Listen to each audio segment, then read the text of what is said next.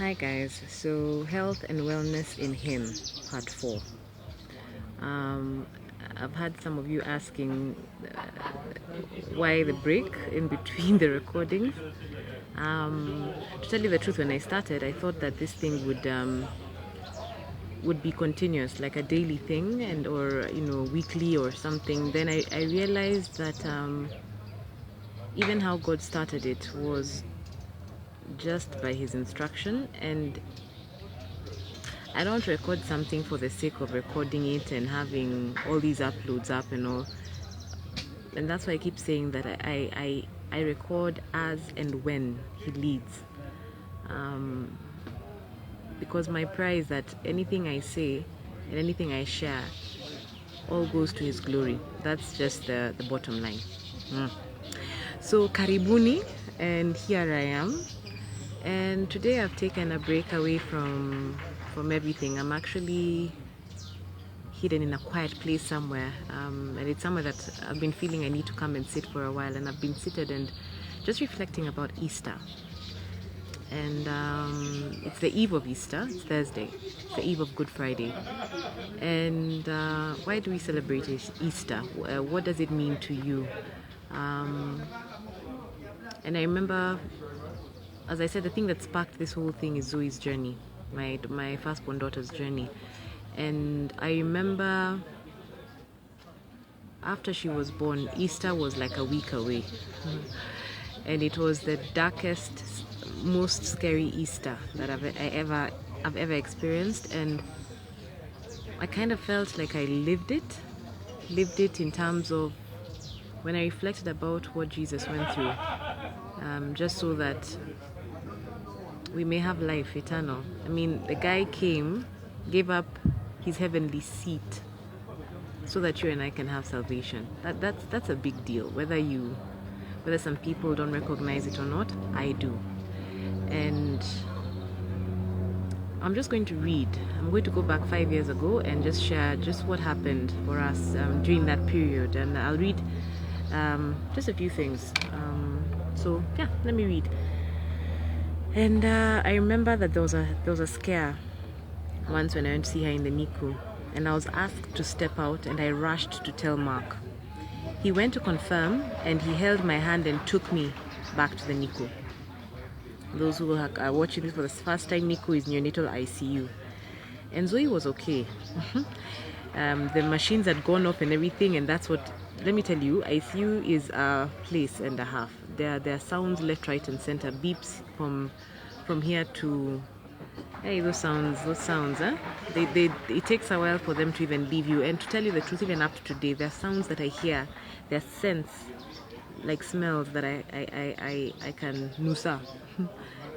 Some particular sanitizers particularly, and it actually takes me back, and it kind of confirms just the strength of our five senses, whether it's to smell, to taste, to see, to hear, to touch, to feel, just what it does to our entire being, and how much greater it would be if we even surrendered all those five senses to him. That when you smell something fresh in the morning, what does that make you think of? Like a fresh start in the morning. What else? When you think of sight, what you see, the gift of sight, that you've been gifted to see that you've been gifted to see this. What you taste, that what he allows us to eat from the earth. And what you feel, what you touch, that gentle touch that you can give someone when they need it or you receive. There's so much more to our senses than that which we think. And I'll just leave it at that. So those sounds, those smells haven't left me, but there's no pain now. So Zoe was okay. She just had some mucus clogging her that needed to be cleared. Can you imagine? Mucus. What you can do, and it's done. She couldn't. And for them, their airways are very small for preterm babies. So I relaxed.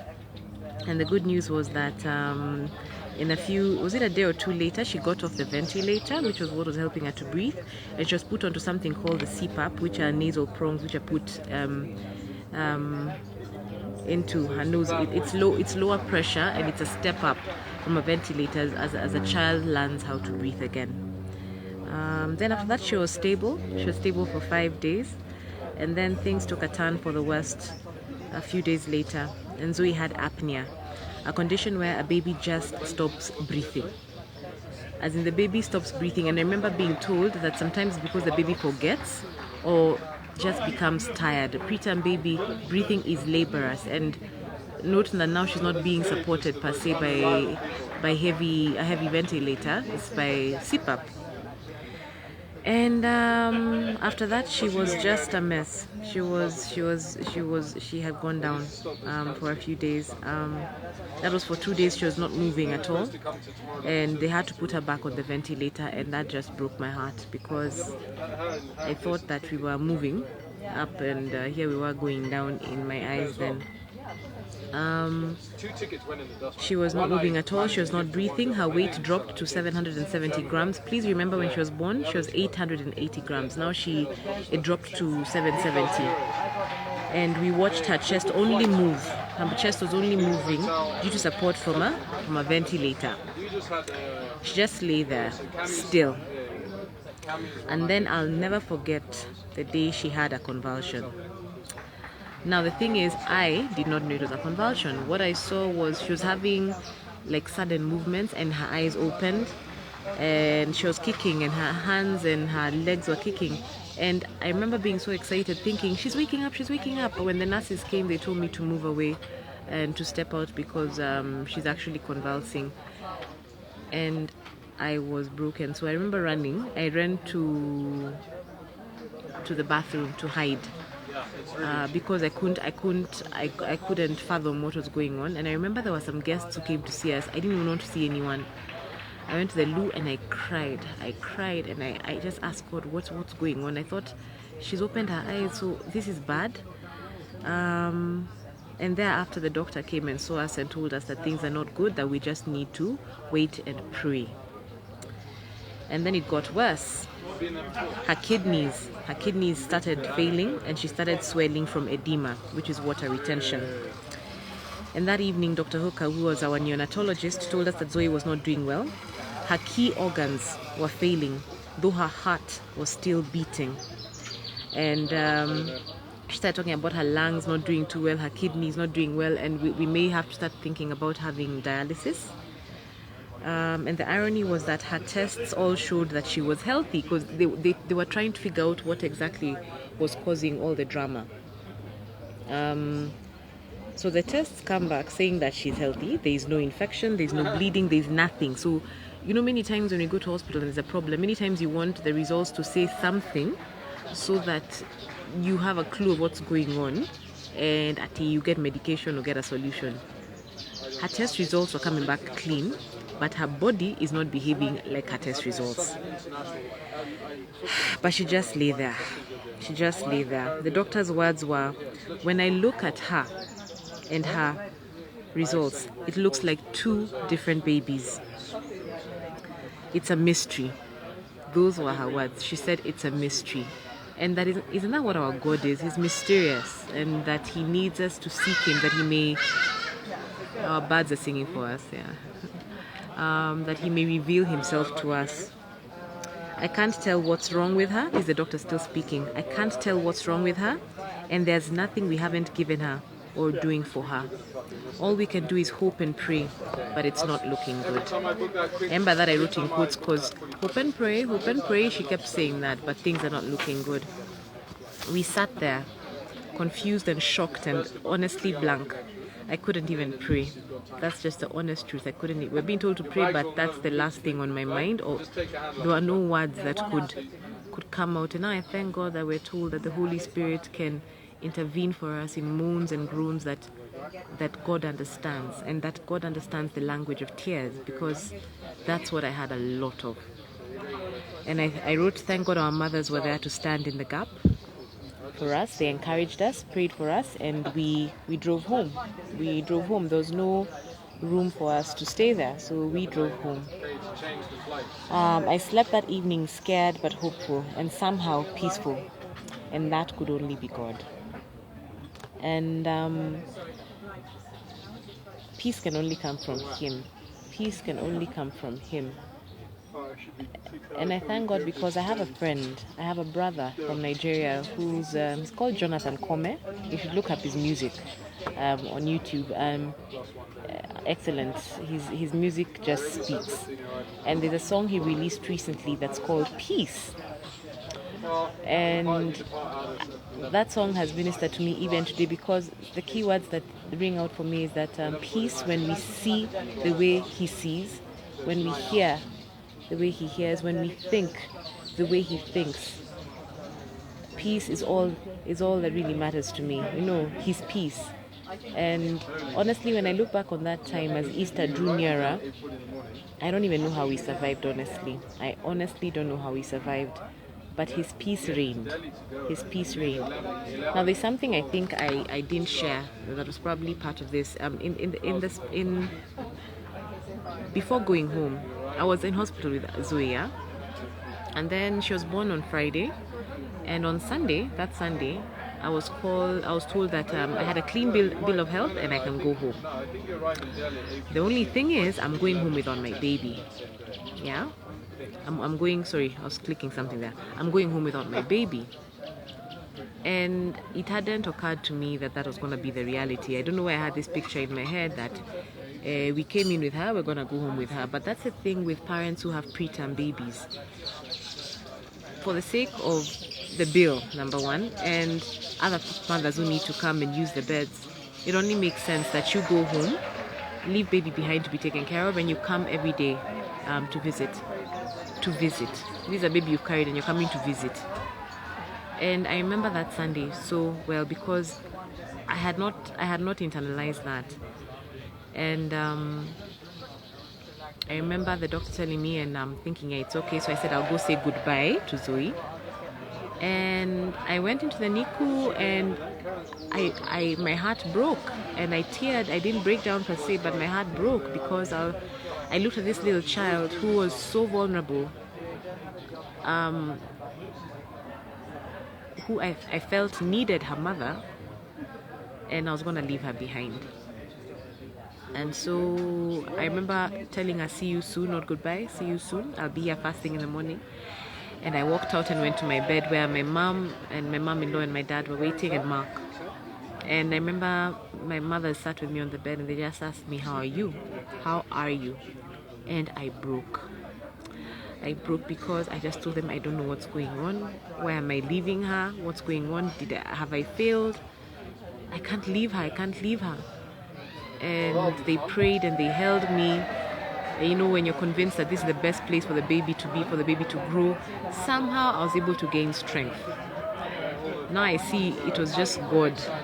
It was just God. And I remember walking out.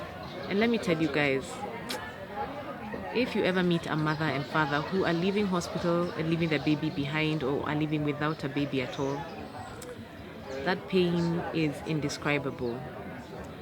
Because I remember walking out and meeting mothers who had their babies in their arms, and then there's always this kindo, the big bucket that is given in the hospital that we are supposed to sit in or something. Women, we go through a lot. Yeah, and I walked out and I felt so empty. I felt so empty because I had a bucket, I had a bag, but I had no baby.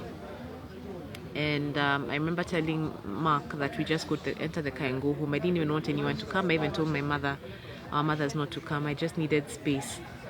And I cried all the way from Aga Khan to our home. I cried all the way.